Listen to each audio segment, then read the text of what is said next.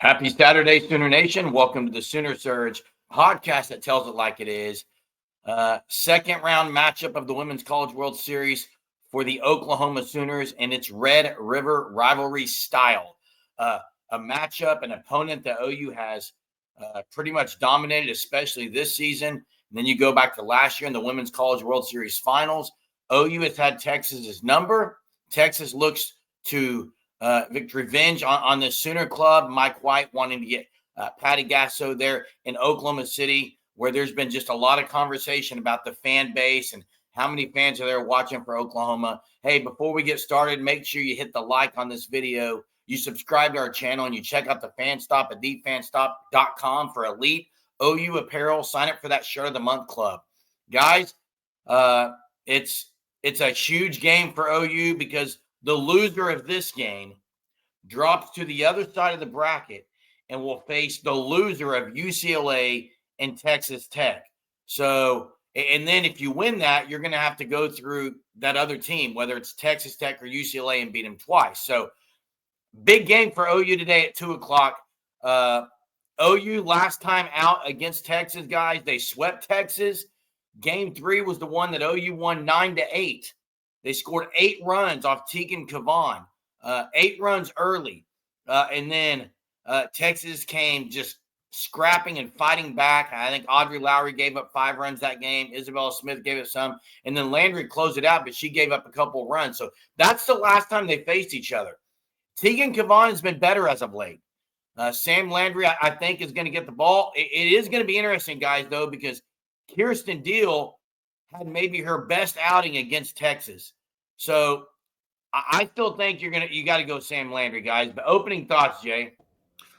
Yeah, I think it's going to be Landry that gets the ball today. I think, a lot of times we talk about hitting, and I think today, I think the key to this game is going to be the pitching, and I think it's going to be OU pitching because I think OU is going to. I think if you score 3 or 4 runs, you got to feel pretty good that you could win this game. And OU's been hitting the ball very good against Texas this year. I think the key is going to be the start of this game. I say this all the time, but Texas is, when they play Oklahoma, guys, they mentally, it's kind of like they feel like they got to get over a hump to beat OU. I mean, they haven't beaten OU. I don't know if they've ever beaten them in the state of Oklahoma. So you got to get a lead on them, because as soon as you do, I think the thought goes in their head, here we go again, guys. Here we go again. They already got the lead. Look now, it's going to be an uphill climb. So I think it's very important you don't give them any confidence, because they had a really good, Tegan Kavan pitched really well against Florida. So we'll see if she gets the ball to go against Landry, who it is. But I like OU in this game, guys, because they have played Texas very well as of late. And OU is hitting the ball really, really well right now, especially the long ball. And I would think OU gets a couple long balls today, guys. Braden, what's your key to the game? Start first, or strike first. Yeah. One thing, Jay, you mentioned Kavan, how good she's been. I would not be shocked if Mac Morgan gets the ball today. Now you saw Florida not pitch Rothrock. She had a blister on her finger, and they're eliminated. But the way OU got after Kavan, I mean, scoring 8 runs against her, is Mike White going to throw her out there again for redemption? I just don't know, guys. But let's get right into our Sooner standouts, and we'll start with you, Braden. But I know you've been Gabby Garcia a lot calling for your Sooner standout. Who do you got today offensively for the Sooners? Ella Parker. That's an easy pick. Yeah, that's. I mean, yeah. How could you go wrong with that? The way she's been playing. Guys, I'm going to go 2 things. One thing, I think Sydney Sanders hits a home run today. That's one. Okay, but I don't have her as my player of the game. I'm going NellyMc. I think they're going to be so careful pitching around Parker. I think NellyMc comes through in some big at-bats today, guys. I think NellyMc's player of the game offensively. I'm going to shock you all. with something here. And Isabella Emmerling has been in the lineup consistently, even though she's been very inconsistent, really on both sides, defensively and offensively. I think today she gets a long ball, a 2-run blast. I mean, it's got to happen sometime, does it not? I mean, you can't continue. She has been walking more. I do like her patience a little more at the plate. I mean, she definitely gets her money's worth when she swings, but she's going to have to – surely she's going to contact one of those and send it over the left field wall. So I'm going to Isabella Emmerling, kind of a shock.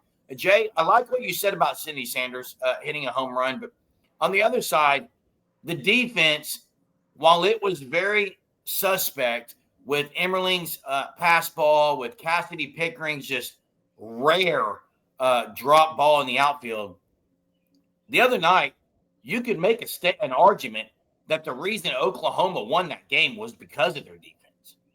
With how many double plays they flipped in the middle infield, with Hannah Core's double play. And I've got to say something about Sydney Sanders because I've been very critical. Go back and look at – if you rewatch that game, she had many plays. She had the pickle at home, what was huge from her, where they get the girl on the rundown. She had 3 or 4 plays where her stretching is one of the reasons they were able to get the girl out at first. Like, some of the criticism is deserved at the plate, but you can't argue what she's done in the field, guys. She's been very, very good.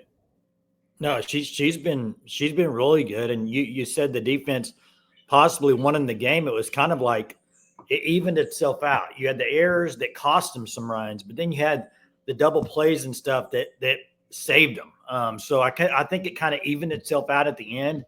OU's got to be good defensively today. They got to be on point. They can't have errors. I think ideally, guys, I mean, if Landry starts, I mean, obviously it'd be great to do what Tennessee just did to Florida. It's not going to be that, but Tennessee put up 7 and then got Pickens out of there.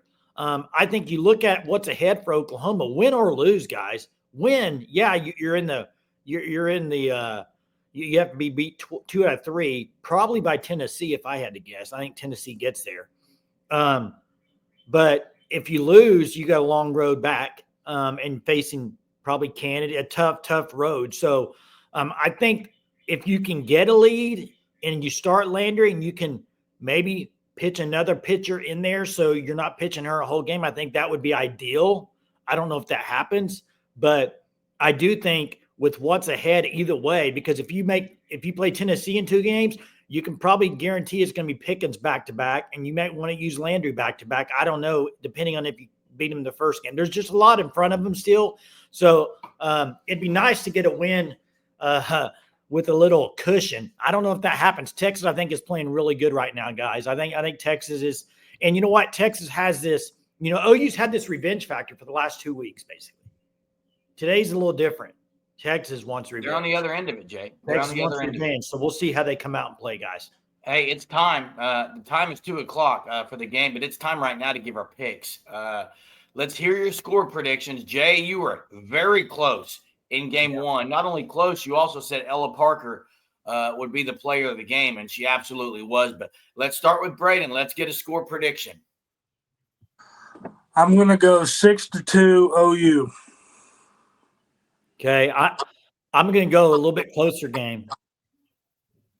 I'm going to go 4-3 Oklahoma. I got Texas scoring 3, but I got the Sooners scoring 7. So I got 7-3 Oklahoma.